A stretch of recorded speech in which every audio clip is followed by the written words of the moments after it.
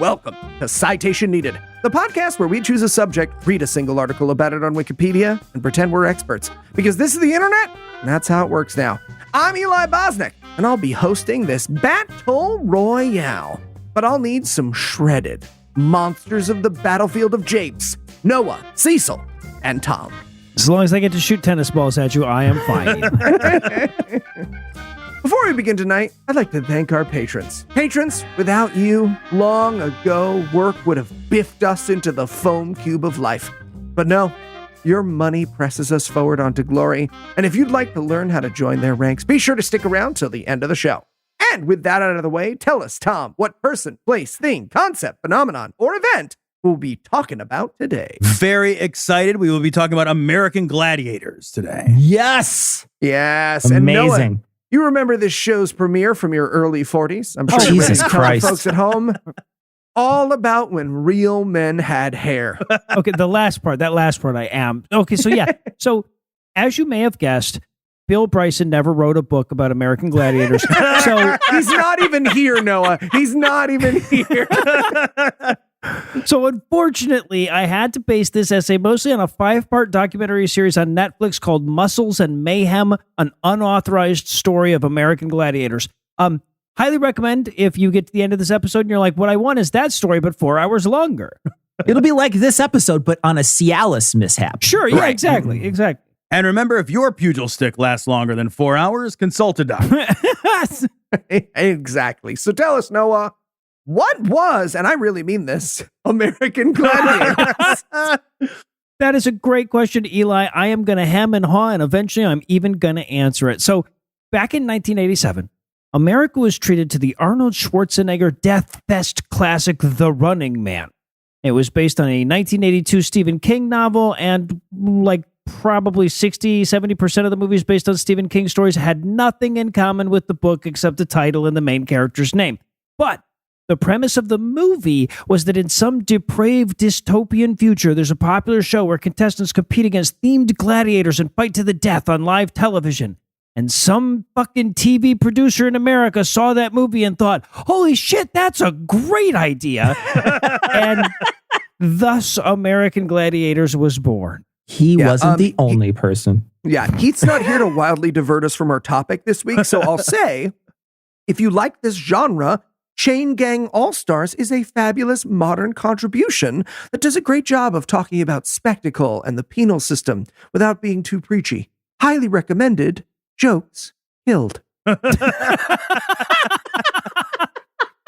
Also, here, fun fact, since Heath is not here. Fun fact, Running Man appeared under King's pseudonym, Richard Bachman. Was sold in a collection called the Bachman Books.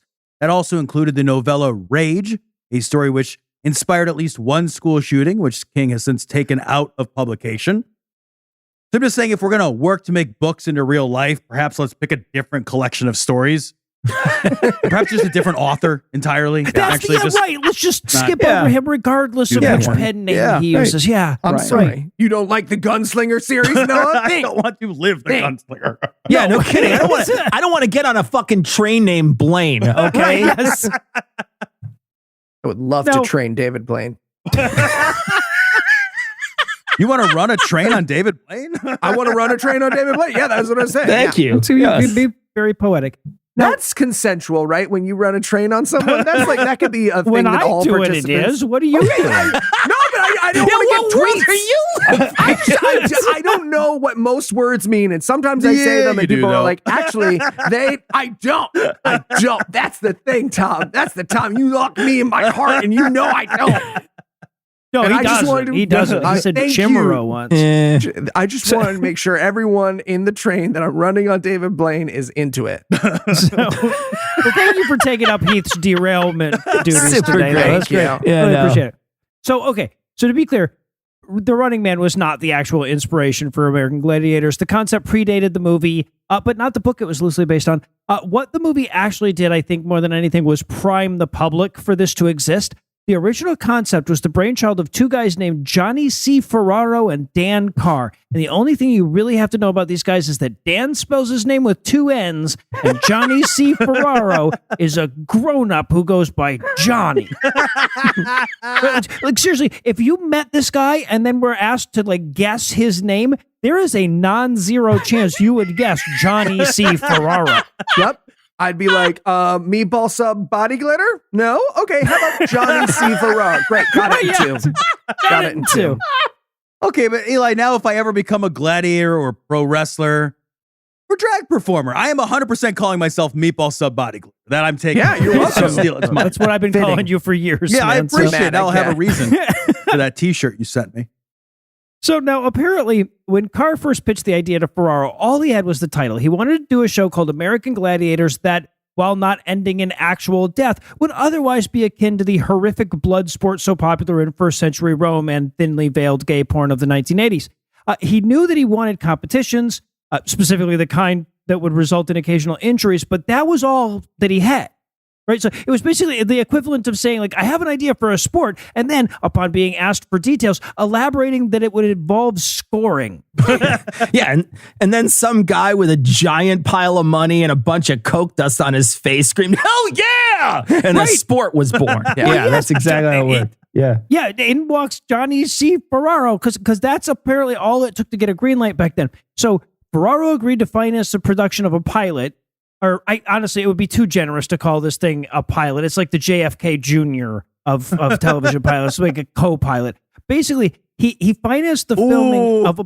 So I was hoping for at least some kind of laugh. That one got me. So basically, he financed the filming of a bunch of randos in a gym in Erie, Pennsylvania, facing off in poorly thought out competitions that had never been tested by anyone. Like, one glorious fucking example involved a competition where everybody's on bungee cords over a trampoline and they're dressed in Velcro hooks with Velcro loops on the walls all around them. And the object is to push your competitor into the Velcro walls in such a way that they stick. But the problem is that the people doing this shit weigh upwards of 200 fucking pounds. So there's no goddamn way you're going to stick them to a wall with Velcro. So at least in this instance, competitors just kind of flounced bouncily about for a few minutes until the producers were like, all right, well, that was fucking dumb. Never mind. Sorry. They like quickly try metal walls with fridge magnets. Fuck, this is impossible. Podcast listener, Tom is vibrating with excitement at the idea of doing this. It's interfering with the Skype call signal is how much Tom wants to do this. All I care about in the world is trying this now, Eli. That's it. I'm on Amazon right now ordering industrial quantities of Velcro. This is happening. That sounds like a great vulgarity for charity, like goal or whatever that we have to do this. Yeah. Okay, but slapdash as it was, Carr and Ferraro cut their footage together as in like a here's the basic idea sizzle reel, and they set out to sell this idea at a syndicated television trade show. Now, they didn't generate a lot of interest among producers, probably because this is a dumb idea that had been poorly executed. There were a couple of production companies that like made a note of their pitch, but nobody who said like, here's money, go make some episodes. But whatever interest producers lacked was more than made up for by the interest that news media showed. Right, because there were news crews at the trade show as well, and the whole idea of American Gladiators fit perfectly within their omnipresent kids these days narrative about how bad TV has gotten. So even though they didn't walk away with a contract, they did walk away with a bunch of newsreels saying, and now TV's gotten so bad that they're literally doing a show called American Gladiators. Yeah, it's just, hi, I'm Tim Timerson with the evening news that will prepare your mom's brain for QAnon. And I'm here to tell you about how bad the thing you're watching is. Right, yeah. Okay, I felt exactly this way, though, in 2008 when I saw commercials for the show Hole in a Wall. It's phenomenal. Which phenomenal for the uninitiated is a show where you try to fit your body into a moving hole in a wall. And to be fair, I also don't think things have gotten much better since 2008. No, yeah. Sure haven't. They're so bad at it, though, Tom. They're so bad. All right, so public They never despondency. just stand sideways. They always think they're going to make the perfect shape. It's the best. That's not how moving objects work. It fucking rules. I thought that was a joke show when I saw it. I keep thinking things are not real, and then they're real, and then I want to hide. Yeah. I'm like, nope. I mean, Deal or No Deal is guess the number, right? That's the game we're playing. Right. So yeah, it's but there's a mystery banker about whether or not you guess the number. So okay, well, apparently public despondency about how doomed our culture is was apparently the kind of publicity you just couldn't buy those days, because pretty much immediately after those reports started rolling in, the Samuel Goldwyn Company decided to sign on the dotted line and begin a production run for the show. And yes, that's Goldwyn as in MGM Goldwyn. So we're talking absurdly about what was at the time kind of a prestige television company. Yeah, I thought that having someone side tackle Judy Garland into a big foam cube pit in the middle of somewhere over the rainbow for the promo was a little tasteless. Whatever represents your brand. Yeah, well, we didn't want to go tasteful for this. Sure, so, yeah, that's fair.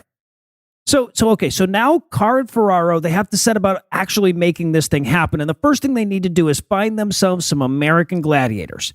Now, they managed to pick one up early on, a former player from the Canadian Football League named Mike Horton, or as you know him if you watch the show, Gemini. So now the whole Gemini thing is a great microcosm of everything that was wrong with this idea at the beginning. So the whole idea was that they were going to make stars out of the gladiators and then pit contestants against them. And one of the ways that they did that was by giving them silly names like Laser and Zap and Gemini. But at least early on, they also wanted to give them fucking comic book villain level quirks and shit. Like, so Gemini's whole thing was supposed to be that he had a split personality that was nice some of the time, but naughty other times. So they put this poor ex-football player out into the fucking world, and they said, all right, so get hit in the head a lot and act like you have two personalities at polar ends of the niceness spectrum. And then he was like, fucking what? And they were like, sorry, I'm on break. I can't hear you when I'm on break. You know? It's so much easier. Just keep feeding him giant doses of horse growth hormone and then just call him Roid Rage or the Roid. I mean, it writes itself, man. Hey, Cecil, I'm pretty sure they did that too. So yeah, season okay. 2. Right. It's more of a season 2 thing, but yeah. So luckily for Mr. Horton, the idea of the split personality was quietly dropped midway through the first season, but unluckily, the silly name thing stuck, and to this day, he probably has to introduce himself as Gemini for people to know where they know him from. So, in addition to Gemini, they managed to pick up 5 more gladiators in their open tryouts, dubbed Lace, Malibu, Nitro, Sunny, and Zap. That gave them 3 men and 3 women. You've got to wonder, though, if they got to pick their names or if this was like an out-of-the-hat system. Because, like, if I have the entire lexicon of the English language to choose from and I'm like, Zap, I absolutely... I deserve to be shot in the face with a tennis ball for a living. I'm just saying. That sure. Yeah. We all mind do, Tom. Good chance there's not a lot of brain cells popping around in there if you chose Zap. So the next thing they needed was a director, and for that, they called in self-professed adult film advocate Bob Levy. What is a... We'll get there. Bob deserves his own citation needed essay. He's a fucking hero. Honestly, yes. Yeah, so Bob was no doubt a competent director, but he was also in the habit of displaying a collection of sex toys in the show's control truck. He also reportedly had a collection of porn on VHS that would rival the internet. And though I won't bring him up again in this essay, I feel like directed by a guy surrounded by plastic dick totems is the kind of flavor text that really tells you what you need to know about this show. Oh my God. I have so many fun facts about Bob Levy, but we need to keep this show under 7 hours. So I will control myself. My question is, do you think he was ever editing in his little truck surrounded by dildos in front of a full set of Ass Smashers 1 through 16 and thought to himself, this is tasteless. I don't think this is good for the world. What's amazing is that you know that happened, right? You absolutely know. So they got their financing, they got their gladiators, they got their director. The next thing they need is their competitions. So they set about coming up with these various games that the gladiators could compete in with shocking disregard to the safety of everyone involved. Okay, like for example, Tom, you'll remember this one. One of the games was called Breakthrough and Conquer. Yes. So the way this game worked is that the contestants would have a football and they would try to run past a gladiator and the gladiator would try to tackle them. And if you're thinking, well, surely they'd have been given the kind of padding and helmets that football players get when they do that, and surely they wouldn't do this on just concrete, you would be overestimating the production team. I mean, it's nice though because the contestants on American Gladiators came pre-brain damage, so it's kind of like that one's not us, right? Yeah, man. I'm trying to summon some concern about John Q. Public getting hurt, but then I remember like nobody was drafted into this, you know? All right, Tom, you and I both would have done this. I would have done it in a second. Ago. Yeah, you do it now, Tom. If they walked into your house, too old. I would only do you would most do it of it right now. You'd get on your little lad bicycle with your flinging little streamers on the side and your baseball cards in the spokes. You'd sign up tomorrow. I would do it. All right, see, I would fucking do it. I would. You guys, you're not wrong. I would fucking play. Dude, pre heart attack, I would have to absolutely. You do it post heart attack. Why are we lying to the audience? All right, so another thing you have to keep in mind. I like here to see Cecil's quiet. He's like, "Nah, I'm not a fucking idiot." Like, I 100% would not do this. Like, are you kidding me? 100%. You couldn't pay me money. I wouldn't be the gladiator. Are you kidding me? You're not paying me to do it. That's the difference between us. Yep. So another thing you have to keep in mind here, though, is that these gladiators were not chosen for their athletic abilities. Right, so Jem and I played pro football, but the rest of these guys were bodybuilders, which means, among other things, they're not used to getting hit. And yet, here they are delivering hits and taking hits on concrete, dressed in nothing but fucking short shorts and leotards and shit. So surprise, there were a fuck ton of injuries. No. So you're right, yeah. So the dude that played Malibu, the shortest lived gladiator on the show, in the course of filming one half of the first season, he broke 2 ribs, he broke his thumb, he got a concussion, he tore a bicep, and he cracked his fucking head open. In the first half of the first season? Yes, in 12 fucking episodes. According to the documentary, he had to beg his doctor to clear him to go back on the show because they were afraid another concussion would kill him. Jesus Christ.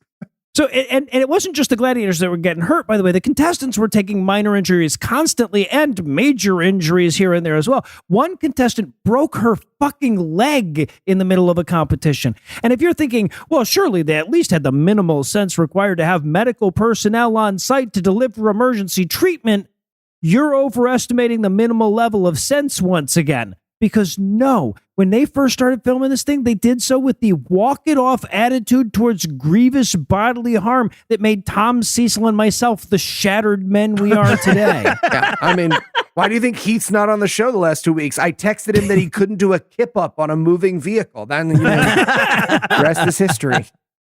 Oh, they didn't have doctors, but they did have medical-grade dirt you could rub in it. So they sure they had good stuff. Yeah. Mm-hmm.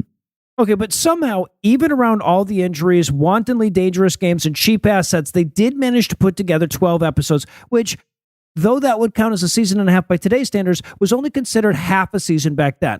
So, I mean, honestly, to even get through enough episodes to reach their contractual obligation for half a season, they had to cannibalize the first 12 for like a best of episode for 13.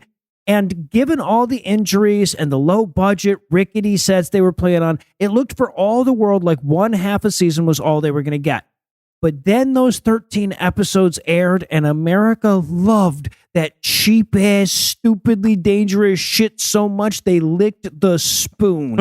And suddenly, the Samuel Goldwyn Company had a hit on their hands. All right. Well, looks like it's time to remind Noah what P.T. Barnum said about underestimating the stupidity of the American people again. So we'll be back in a minute after a little apropos of nothing.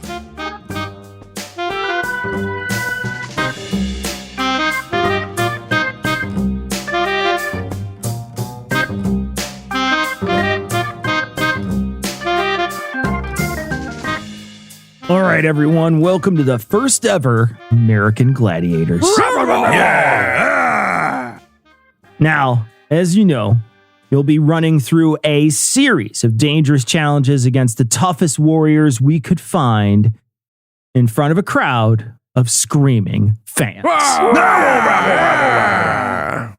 Now, you might break bones, you might lose blood, but you are American gladiators. And we are not aliens testing to see if humans are ready for first contact. Dude. What? I said we are not. Yeah, but now it makes it seem like you are. Right. Yeah, but well, if we were, you all wouldn't be here, right? Like, you would all say no to this if if we were. I don't know. Maybe. Yeah, it doesn't matter. Just to be clear, you all understand what we're doing here, and nobody wants to like say anything in protest, appeal to the better angels of our nature, or something like that. What's a better whatever you think said? Okay, I'm just checking. Let's get y'all suited up. You tried, Melkar. Yeah, no, I know. Thank you.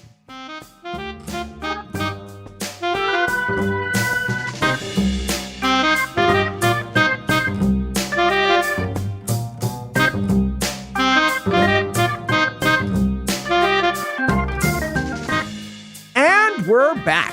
When we left off, we had the circus, but when did they start handing out bread? All right, so the viewership numbers made it clear that it was in everybody's best interest to keep making the show, but it's equally clear that they had to rethink their strategy. So they sunk a bit more money into it. They rebuilt a bunch of their games. They added at least a little bit of padding here and there and hired medical personnel to be on site in case of injuries. And thus began the pussification of America. Now, another thing they did, and this actually mattered quite a bit, was they changed the way the show was produced.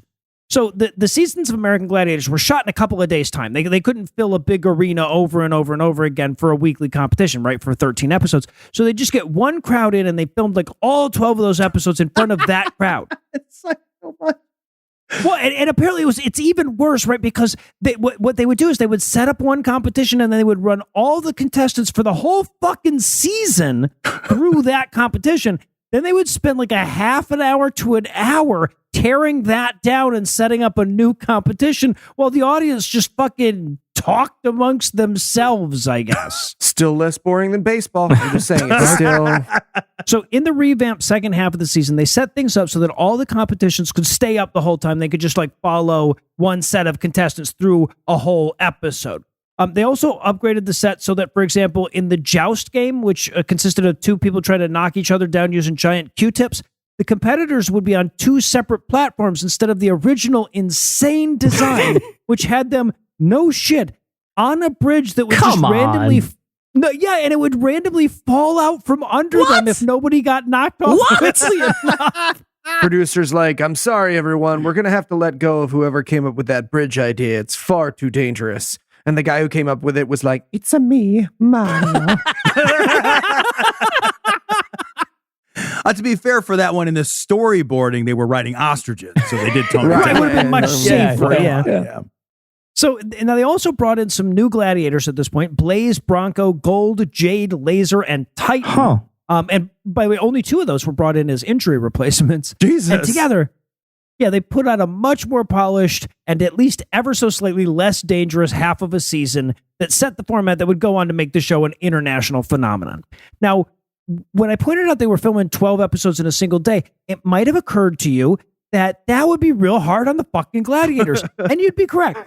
Right? In addition to the rampant injuries, they also had to just deal with the kind of soreness and scrapes and bruises that you'd get from, like, I don't know, fucking playing padless football on concrete for 12 hours at a stretch. Right?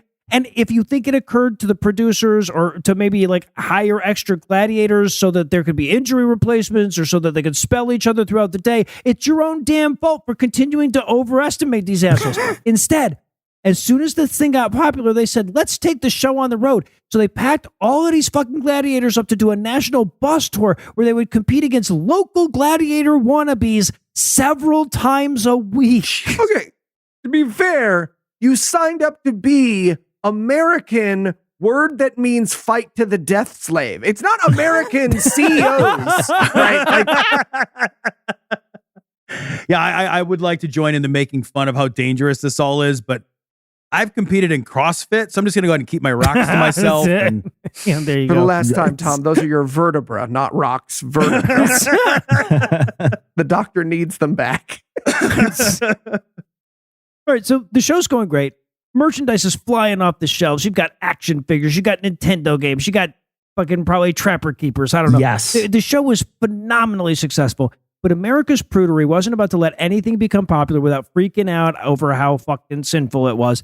So in addition to the sort of glorification of violence that undergirded the entire concept, America's Prudes also found another angle to attack the show from: drugs. See, because between season 1 and season 2, a lot of these gladiators got way bigger in a way that just hitting the gym cannot physically accomplish. It's strange that no one put 2 and 2 together for all of baseball a few years later. Right, yeah. Oh, yeah, we don't want an asterisk next to our pugil stick fighting records. So, obviously. No kidding. So there's suddenly a big concern among advertisers that they're promoting steroid use. So the advertisers are like, hey, have you even drug tested any of these guys? And of course they hadn't, right? And they didn't want to because they were all on fucking steroids, right? It would kind of kill the brand if they were like, yeah, so we implemented drug testing, and what do you know? The next day we fired literally everyone who works for us. Even Joan in accounting, which surprised me. That was really a shock. Man. But the advertisers, they were increasingly adamant that they had to do something about it. A need rendered all the more visible when one of the gladiators went full roid rage on a referee during a taping and had to be removed from the building. Come on, ref. What kind of call was that? Laser, we made this game up in the car on the way over here. Still, though. Yeah, it was real close to that. So they go to all the gladiators and they're like, hey, if we want to keep our sponsorships, we're going to need everybody to piss in a cup. And so all the gladiators freak out because they know good and damn well that none of them is going to pass a drug test. But they go in and they pee in the cup anyway, and then they never hear about it again. Because now the producers can tell the advertisers that, yeah, no, the gladiators have definitely been tested for steroids. Right? It's like when pseudoscience supplements advertise themselves as clinically tested. Right, yeah. Right? Cecil lived in a house growing up. Like, there are words you can say. Yeah, Say whatever you want. Make anything seem true. But after touring the country and seeing how huge the show really got, the gladiators started realizing that maybe they were getting fucked on this deal. See, during the tour, a couple of them got pretty seriously hurt, and the Samuel Goldwyn Company's response to that was to replace them. And not temporarily, right? They got hurt bad enough that they couldn't gladiate anymore, so they were fired. And that led pretty much everybody left over to step back and wonder, you know, what the fuck? Not a roided up dude named Zap realizing that he needs to seize the mean of productions. Yes, it's very much like that, yes. First, the gig economy came from my gladiators, and I wasn't a gladiator, so I said nothing. Right, yeah. So as soon as they started to sour on the company, it was pretty easy to find reasons to feel like they were getting fucked over, but most notably the fact that they were getting fucked over. Okay, so the producers were selling the action figures and video games and Trapper Keepers and everything, but the actual people whose likenesses they were selling weren't making a dime off of that shit. They were paid what they were paid to do the show, and that was it. Buried in the contracts were clauses that gave the Sam Goldwyn Company likeness rights and every penny of derivative income. There's a gladiator trapper keeper out there with a single tear flowing down one of their faces. Yeah, right, yeah. So they take these concerns to the producers and they're like, hey, what the fuck? But the producer's position is that the gladiators are infinitely replaceable, right? The real stars of the show are the contestants, and we could always find more of those. And that probably seems like a crazy claim if you were a fan of American Gladiators, but it was bolstered by the fact that when they introduced the replacement gladiators during the live tour, the crowd screamed just as loud as they did for the ones that had been on the program since the beginning. Yeah. Do you think there was one hardcore fan who was like, I'm sorry, who the fuck is lava? Bring back Blaze. Am I right, everybody? Everybody? Bring back Blaze. Nope, that's me. Okay. So after 3 seasons of getting fucked on the merch sales, a few of the original gladiators demanded a renegotiation and were fired. And while that shut up any talk among the remainder of trying to get a better deal, it also created a rift between the producers and the stars that would never fully repair. The show would continue on for another 4 seasons with dwindling viewership, but it would eventually be canceled in 1996. There were a couple efforts since then to reboot it, and some of the international offshoots that spawned managed to have success afterwards. There was also a hilariously embarrassing effort to create a live dinner show on the Vegas Strip out of American Gladiators. That got cut short when the president of the company putting it together got charged with securities fraud, though. Oh. American Gladiators dinner. I wanted a amuse-bouche shot into my mouth by a tennis ball cannon more than I want anything else. They actually had tennis ball cannons at the tables, Tom. You can see it in the picture. It's you would like it. So I would like it. So what ultimately brought down American Gladiators? Well, obviously I could only speculate, but the strained relationship between the producers and the on-air talent couldn't have helped, especially when the show started trying to recreate the challenges to diminish the role of the gladiators. But it also was probably true that the show had just run its course and people were ready to move on. Now, I'd love to say that it ultimately proved to be too crass for the American public, but literally nothing ever has or could be that. And if you look at the proliferation of reality shows that followed in American Gladiators' wake, it would probably be more true to say that the fatal flaw with this show was that it was too thickly plotted. Yeah. Yeah. And if you had to summarize what you've learned in one sentence, what would it be? This was an essay about American Gladiators, Eli. Nobody learned anything. Fair enough. And are you ready for the quiz? I'd rather do the eliminator against Tom, but I will settle for the quiz. Yes. That sounds so fun. That's All where right, you guys Noah. poop, right? It's a poop off. Noah, if our cast were American Gladiators, what would our stupid fucking gladiator names be? A, Heath would be Tower. B, Noah, you'd be Cardiac. I think. Oh, nice. Oh. Nice. Cecil, you'd be Rapier. Mhm. Keep the ladies' fans at bay, though. A little bit confusion there. Rapier, the name of the sword, everyone at home. Rapier, Just the literally name says Going for the sword. name Yes. of the sword. And D, Eli would be Jew. Oh, come on. Fair. All right. Well, I believe there actually was a tower, and I believe I don't think there was a rapier, but I think there was a saber as well. So I'm Okay. gonna go with I'm gonna go with B, me as Cardiac, because that actually is pretty fucking awesome. That pretty is awesome. right. That is right. Noah the car. And your signature move, of course, would be the arrest. Excellent. All right, Noah. I wrote my question first, just in case people are wondering. We're, of course, wondering what our American Gladiator names would be. So, which of the ones I came up with first, check the Google Doc, do you think I think would have made the air? A, Cecil punching Italian. B, Tom Fury. C, Oh, nice. Eli Broadneck. Or D, B, Fenright. Oh, I noticed. I couldn't even fucking get I one. didn't So have a guess good I'll one go- for you. I No, didn't have a good man. one. Yeah, that's No. you didn't have a good one for you either, but you still made one. I'm gonna, I'll go with I was D, going with B, Fenright. Grow Illusions is what I was playing, but it's nothing. Yeah, It's so, yeah, nothing. no. All right. All right, It's that. You did it. Noah, the next season of American Gladiators leaned into the securities fraud. What were the new names of the roided out stars? A, Capital Gains. B, Large Margin. C, Vivisector. Or D, Jesus Christ. Barry Bonds. Hey, Oh. there it is. Listeners, B-U-R-Y. you can't tell, but Cecil spelled Barry B-U-R-Y there. We are so unworthy of his punnery that I'm surprised that joke did not burn my eyes when I read it. It is clear. It's got to be D, Barry Bonds. It is Barry Bonds, correct. All right. I mean, you even got the steroids angle. It's just so good. This is so fun. All right, Noah. Nobody managed to stump you, which means you are this week's winner. Awesome. Well, we've been making fun of him enough. I feel like we should also heap some work on his plate. I'm going to say next week's essayist will be he. Yeah, let's see if that works out. All right. Well, for Tom, Cecil, and Noah, I'm Eli Bosnick. Thanking you for hanging out with us today. We'll be back next week, and by then, Heath will be an expert on something else.